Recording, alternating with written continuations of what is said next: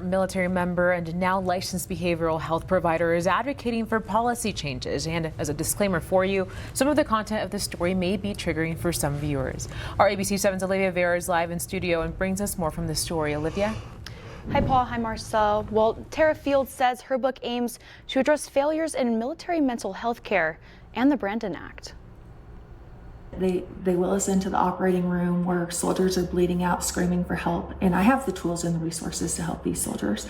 But what they do is they handcuff us to the bed rail. All the tools are on that platter to do surgery, but no surgery is being done. She says this quote from her book describes what it's like trying to provide mental health services for those in the military. That does something to your psyche as a mental health provider. Fields is a former military captain and earned her master's via the Army's social work program. I'm sick of watching our policymakers pay lip service to something that is terrible of a problem that we're facing.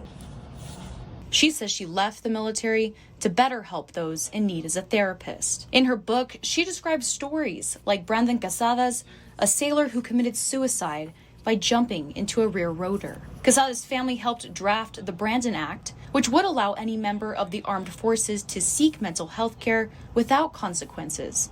But Fields says that many commanders are still unaware of acts like this. She says she will be spending over $20,000 of her own money to have these books printed and distributed. I am preparing currently to send 585 copies, one to every senator, governor, and sitting House of Representatives member, to call on action. According to the Department of Defense Suicide Event Report, 523 service members died by suicide in 2023.